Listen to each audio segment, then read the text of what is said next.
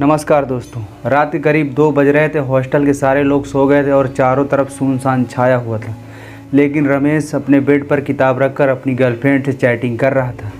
और रमेश पिछले 2 सालों से ऐसा करता आ रहा था। रमेश के पिताजी एक रिक्शा चालक थे। वह कड़ी धूप में रिक्शा चलाकर अपने बेटे को पढ़ाई के लिए पटना भेजे थे।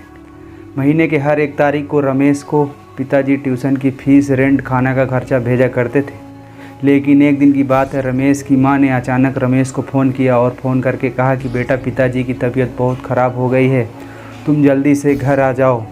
यह सुनकर रमेश तुरंत जल्दी अस्पताल पहुंचता है और वहां जाकर देखा कि उनकी मां डॉक्टर के सामने हाथ जोड़कर कह रही थी कि डॉक्टर साहब, आप ऑपरेशन कीजिए, मैं 5 लाख नहीं 10 लाख रुपए दूंगी, मुझे थोड़ा वक्त दीजिए।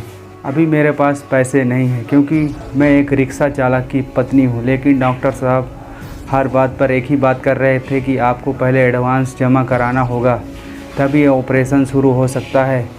रमेश की मां गांव के सभी लोगों से मदद मांगी, लेकिन उनकी कोई मदद नहीं किया। यह सब देखकर रमेश की आंखों में आंसू आ गए और पैसों की कमी के चलते रमेश ने अपने पिताजी को खो दिया। और रमेश चिल्ला कर अपनी माँ से कहने लगा कि माँ, यह सब मेरी वजह से हुआ है, मैं उतना काबिल नहीं बन पाया जितना काबिल मुझे बनना चाहिए था। रमेश अपने आप को कोसने लगा और कहने लगा कि काश मैं अच्छे से पढ़ाई किया होता और मेहनत किया होता तो आज मेरे पास भी जॉब होती, कुछ ना कुछ ज़रूर करता रहा होता, मैं अपने पिताजी को बचा लेता। दोस्तों, आपके साथ कब ऐसी घटना घट जाए किसी को नहीं पता है। आप जो अभी काम कर रहे हो, जिस काम के लिए आए हो, जो भी आपका लक्ष्य हो, जो भी आपका गोल है, उसे पाने के लिए जी जान लगा दो। कोई तुम्हारी पर्सनालिटी नहीं देखेगा, कोई तुम्हारा दर्द, इमोशंस नहीं समझेगा। कोई पूछेगा तो बस इतना ही कि कितना कमाते हो। देखो दोस्त, घर वालों ने तुम्हें नाम दे दिया है, अब पहचान तुम्हें खुद बनानी है।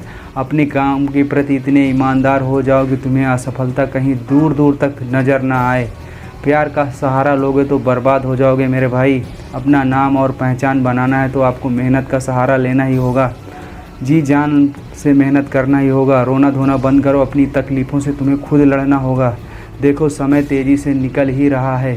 अगर वक्त के साथ मेहनत नहीं किया तो ज़िंदगी के एक महीने, एक सप्ताह, एक दिन की एक घंटे की वैल्यू नहीं की तो साल के साथ साथ आधी ज़िंदगी कब निकल जाएगी पता नहीं चलेगा।